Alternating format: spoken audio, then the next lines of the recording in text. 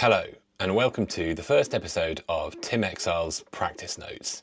So this is going to be a kind of video podcast series where each week I will talk about having a creative practice, predominantly in music, but maybe it applies to other creative topics as well. So every week I'll record a video on some topic related to the very broad topic of what having a creative practice is about. Those topics could basically extend to life itself, really.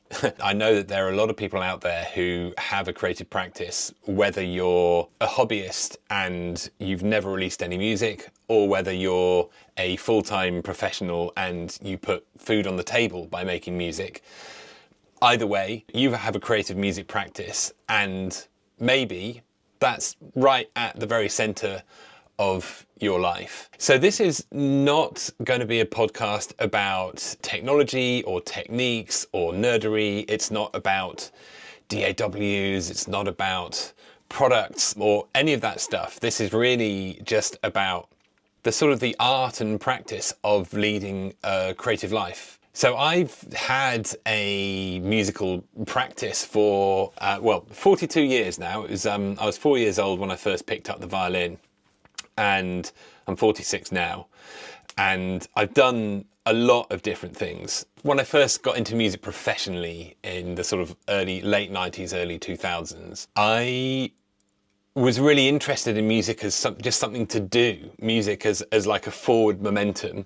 And that was, I was into improvisation, I was into jamming, I wanted to build systems that would allow me to show up to a room full of people and spontaneously improvise music. At the time I was completely just going against the grain, swimming against the tide. And I realized that what I was trying to get at there was a practice. Like, I wanted my creativity to be a practice, something that was all about this forward motion, that was all about the journey, that was all about the story and the connections and the community and all of that stuff, almost kind of like around it, not just the albums and the singles and the EPs. And then now, 20, 25 years after that, it feels like the world is a lot more open to thinking of creativity as a practice, and might even go as far as say as I think the world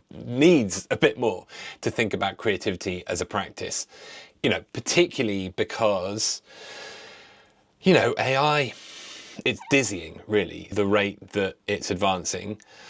A lot of people who have a creative practice feel very threatened by AI, and I think that's really understandable. But then I also think that what AI can do now, which is make music that sounds as good as music that is made by human musicians, that shines a light on the essentialness of looking at our creative activities as a practice, which to me means, focusing on the experience of making music, focusing on the sort of individual story that tells. Like, when you engage in your creative practice, you're adding to a long story, which it's kind of your life story. You can look back at your creativity, you can look back at the things you made, at the context and, the things you were trying at the time, the way it sounded, the way that's evolved. That is your life story, and that's really unique and it's valuable. Most importantly, it's valuable to you because it helps you find meaning in life. It helps you orientate yourself with the world, and it's something that's very important to have, like particularly if you engage in the creation of anything.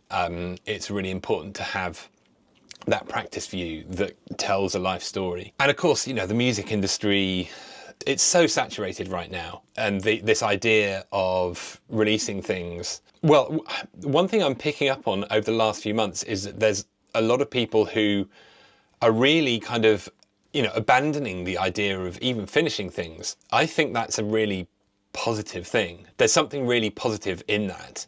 Obviously, the sense of giving up because it feels impossible anymore. That's a very difficult experience to go through. But, you know, quite often when you go through that experience of giving up on something because it just doesn't work anymore, that's when, you know, through relinquishing that attachment to a particular mental model of how your life or your creative practice should be, that's when really new and interesting perspectives can come through that can be really, really liberating. So I think that's something that is really, really interesting. And, you know, it's one of the topics that I want to dive into.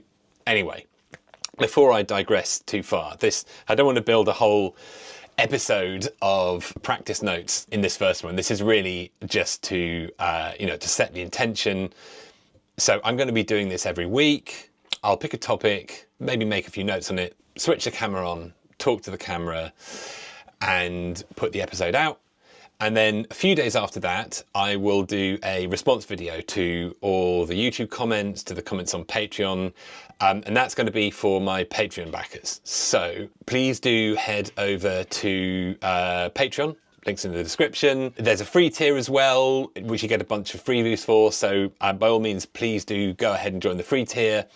If you want to be involved in the more behind the scenes stuff, for example, the response video, and get access to my Discord community, etc. That's all behind the various different paid tiers, and there are different paid tiers. So go and check that all out on Patreon. Also, if you want to support me more broadly, I make creative tools for musicians.